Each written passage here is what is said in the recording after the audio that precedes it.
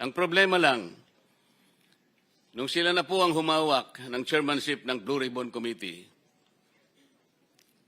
kayo po ang nakakaalam at lahat po ng Pilipino na sumusubaybay sa pagdinig na ito, wala po silang ginawa para ituloy ang pagdinig. Sila lamang po ang may kaalaman ng dahilan kung bakit ayaw nilang ituloy. Ayaw nilang ituloy, gusto pa nilang pagtakpan ang mga taong utak at mastermind ng pinakakarumal-dumal na pagnanakaw ng salapi ng bayan sa kasaysayan ng Republika. Naghihintay ang sambayan ng Pilipino. Hindi ba tayo nahihiya? Pera po nila ito. Ipaliwanag natin sinong kumuha, saan napunta, ano nang mangyayari ngayon. Meron po bang nagsalita sa kanila, isa man sa kanila? Lalo na po yung madadaldal sa kanila. Wala po.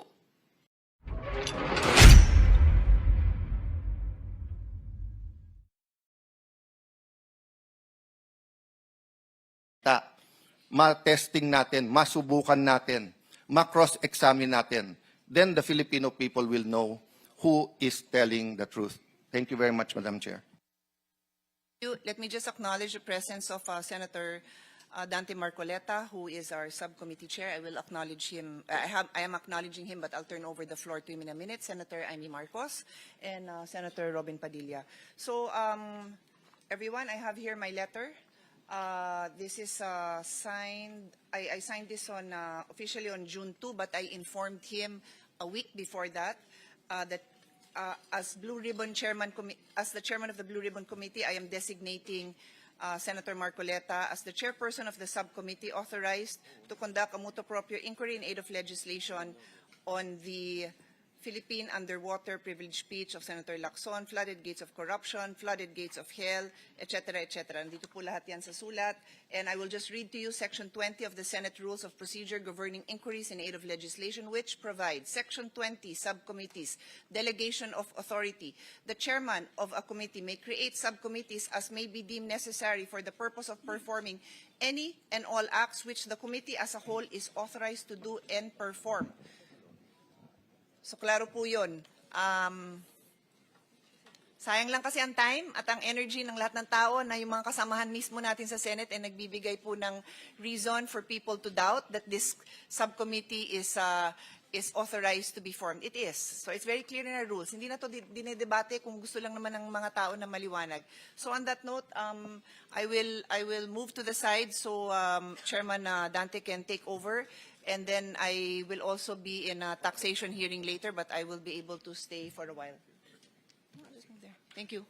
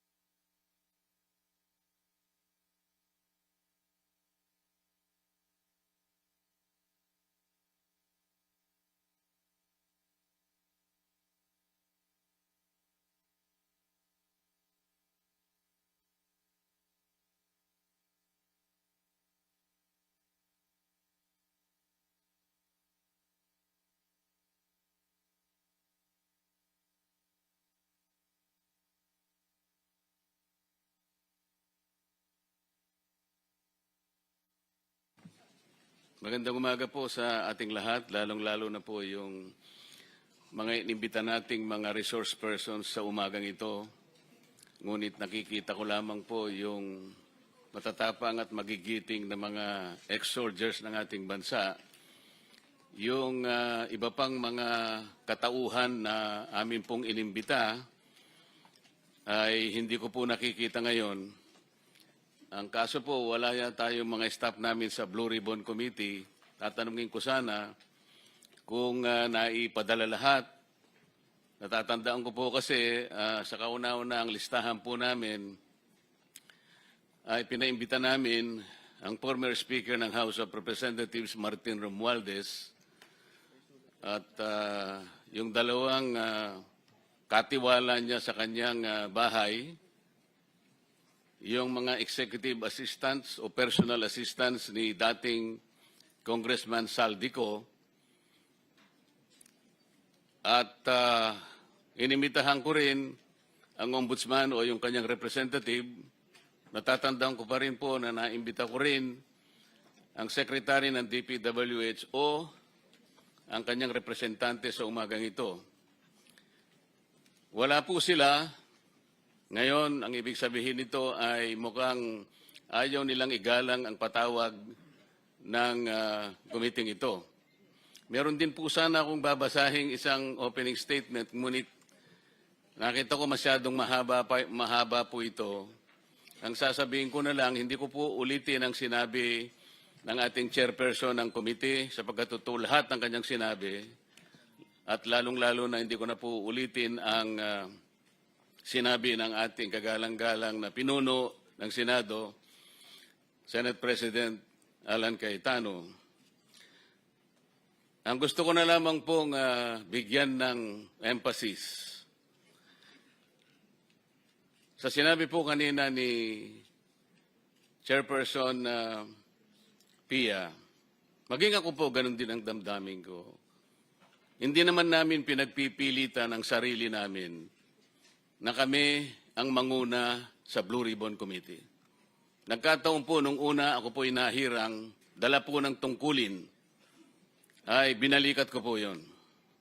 At sa aking pagkakaalam, ginanap ko po yung tungkulin ayon sa aking kakayahan at sa aking kaalaman. Kaya lang yun po ay hindi nagtagal sapagkat iba po yung nahirang na leader ng aming Senado at nagtalaga sila ng bagong chairman ng ating komite. Kaya pansamantala, hindi na po ako naging chairman, ngunit ako'y naging miyembro pa rin. Ang problema lang, nung sila na po ang humawak ng chairmanship ng Blue Ribbon Committee, kayo po ang nakakaalam at lahat po ng Pilipino na sumusubaybay sa pagdinig na ito, wala po silang ginawa para ituloy ang pagdinig. Sila lamang po ang may kaalaman ng dahilan kung bakit ayaw nilang ituloy. Ayaw nilang ituloy, gusto pa nilang pagtakpan ang mga taong utak at mastermind ng pinakakarumal-dumal na pagnanakaw ng salapi ng bayan sa kasaysayan ng Republika. Yung pong kasama naming 11, na nang 11 sa amin kahapon, wala mang isa sa kanila ang naglakas ng loob na magsabi, mga kasama, ituloy na natin ang pagdinig na ito. Naghihintay ang sambayan ng Pilipino. Hindi ba tayo nahihiya? Pera po nila ito. Ipaliwanag natin sinong kumuha, saan napunta, ano nang mangyayari ngayon. Meron po bang nagsalita sa kanila? Isa man sa kanila? Lalo na po yung madadaldal sa kanila. Wala po. On record, kayo pong mga participants sa media, nakaramihan po sa inyo ay bayaran. Sasabihin ko na sa inyo ito. Meron po bang nagsalita sa kanila? Kayo pong members ng media, tinanong niyo po ba sila kung bakit nagpakatahimik sila? Halos 10 buwang singkad, hindi sila kumibo. Nung kami po ang nagkaisa para manguna uli sa Senado, sa pangunguna na Senate President Alan Cayetano, hindi pa po kami nagtatagal. Gumawa na sila kaagad ng paraan para matigil kaagad ang pagdinig na ito. Iisa lang po ang layunin. Iisa lang po ang layunin nila. Pigilin talaga at ibaon na sa limot ang tungkol sa pangyayari ng flood control scandal. wala na pong ibang isyong pinag-uusapan. Wala na po. Kailangan po mapagtakpan, makalimutan, akala nila malilimutan ng taong bayan ang nangyari na iskandal sa kasaysayan ng ating bansa. Sino pong makakalimot sa inyo? Ngayon po, nandito tayo ngayong umaga. Ang nagkusa lang na dumating dito ay yung mga taong merong pagmamahal sa kanilang bansa. Yung mga taong ang gusto nila malaman talaga kung sino ang dapat managot sa pangyayari ito. Yung pong wala ngayon, para ko nang nakita, basahin po ninyo ang isang tala sa banal na kasulatan. Proverbs 28:1. Alam niyo kung ano nakasulat doon? Ang taong makasalanan, ang taong masama, umiiwas, nagtatago kahit walang humahabol. Ngunit yung taong matuwid, umuungal parang leon. Ito po ngayon ang ating kasaysayan ngayon. Makikita ninyo ngayon ang larawan ng pagdinig na ito. Nandito lamang yung taong gustong magmalasakit sa ating mamamayan. Nakaharap sa atin ngayon. Yung pong wala, ayaw nilang matanong dito. Pagkakataon na po ninyo ngayon, kayong magigiting at matatapang na ex-soldiers ng ating bansa. Kami po, ako, lahat kami rito ay sumasaludo sa inyong katapangan. Ang inyo po sasabihin ngayon ay magiging record na ng kasaysayan ng Senado at kasaysayan na rin ng ating bansa. Hindi naman nanatiling parang naratibo lamang na hindi na pinapansin ng media. Alam ko po, binigyan nyo ng kopya ang opisina ng Ombudsman. Pero walang ginawa. Alam po ba ninyo na ang opisina ng Secretary ng DPWH ay nagbigay ng isang referral report sa ating Ombudsman noong Nobyembre pa, 2025. Ilang buwan nang nakararaan. Baka isang taon na, o mag-iisang taon na. 26 pages na referral report para gawan ng complaint ang former Speaker Martin Romualdez. Noong October 2026, o noong April 2026, meron na pong complaint affidavit na ginawa ang Ombudsman laban kay former Speaker Martin Romualdez. Bakit wala pa pong naisasampa sa Sandigan Bayan? Nauna pa po yung kasama namin. Bakit nila pinipilit na dakpin si Senator Bato? Para sa ganon, madiretso na sa The Hague.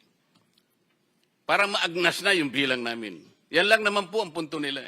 Makuha nila uli ang liderato hindi sa paraan at proseso na itinatadhana ng aming mga tuntunin. Kung hindi, ang importante sa kanila, makuha nila ang liderato upang sa ganon maisagawa nila ang matagal na nilang layunin na talagang ilibing na lamang ang issue ng flood control. Wala na pong iba. Huwag na kayong mag-isip ng iba. Napakarami kasing tao ang involved dito sa flood control na ito. Ito ang multong ginawa nila at natatakot sila ngayon sa sarili nilang multo.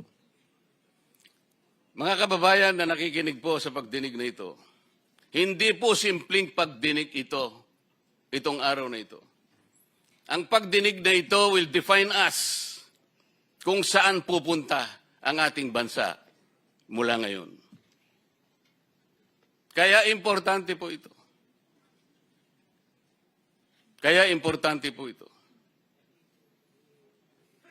Ngayon, dahil wala po yung mga importanteng mga taong pinatawag natin na dun sana pasisimulan ng mga tanungan,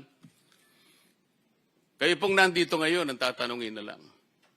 pagkakataon na ninyo, marerecord na po ng formal ang sasabihin ninyo. Matatala ng formal. Mr. President, bago ako magsimula, meron ka bang gustong idagdag muna? Well, it's not too late. The Office of the Ombudsman, DPWH, DOJ, marami kaming tanong. We need a impartial report, not a partial report. So sana pumunta sila. Mr. Chairman, dahil wala po ang ibang staff at ilang beses nung chairman ako ng Blue Ribbon ay hiningi ko sa kanila na i-administer yung oath. Maybe I can have the privilege now of returning the favor. Ako na mag-administer ng oath sa ating mga bisita. Salamat po, Mr. President. Of course, you are in a better position to administer their oath. Magsitayo po kayong lahat. Taas po natin ating kanang kamay. Do you swear or affirm to tell the truth, the whole truth, and nothing but the truth in these proceedings? Thank you. For the record, Mr. Chairman, the